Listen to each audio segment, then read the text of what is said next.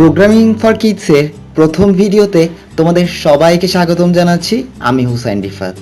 আমি আশা করছি তোমরা ভালো আছো। আমাদের প্রোগ্রামিং ক্লাস শুরু করার আগে চলো একটা গল্প দেখে আসি।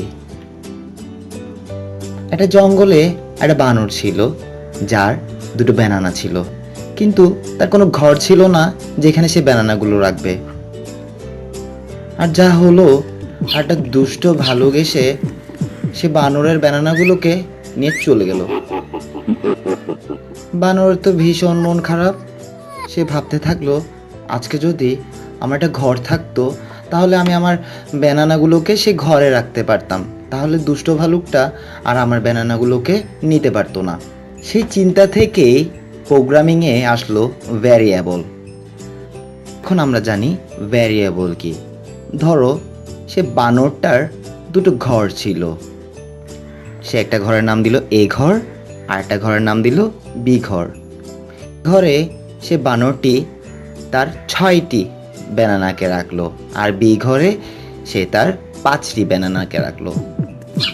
এখন বানর তো একজন মানুষ, সে রাতে ঘুমানোর টাইম দুটো ঘরে কিভাবে ঘুমাবে? এই ঘরে ঘুমোলে বি ঘরের ব্যানানাকে ভালুক নিয়ে যাবে, আবার বি ঘরে ঘুমালে এই ঘরের ব্যানানাকে ভালুক নিয়ে যাবে।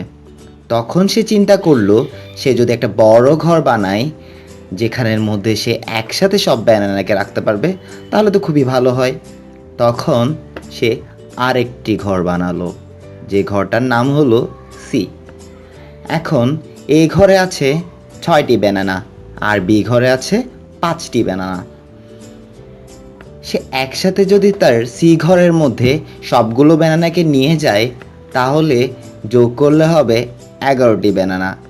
এখন যদি সি ঘরের মধ্যে রাতে বানরটি ঘুমায়, তাহলে সে দুষ্ট ভালুকটা এসে আর সে ব্যানানাগুলোকে নিয়ে যেতে পারবে না। ঠিক ভেরিয়েবলের কনসেপ্টটা একই রকম। ভেরিয়েবল হচ্ছে এমন একটি জায়গা যেখানে তুমি কিছু সংখ্যাকে রেখে দিতে পারবে। সেই সংখ্যাকে চাইলে অন্য জায়গায় নিয়ে যেতে পারবে, আবার সেই সংখ্যার পরিবর্তে অন্য একটি সংখ্যাও তুমি রেখে দিতে পারবে। ঠিক যেমনটা বানরটি তার ব্যানানাগুলোকে রাখার জন্য এ, বি এবং সি ঘরকে ব্যবহার করেছে। আজ তাহলে এতটুকুই থাক। আগামী ক্লাসে আরও কিছু নিয়ে আলোচনা হবে। সবাই ভালো থাকবে এবং কিপ কোডিং।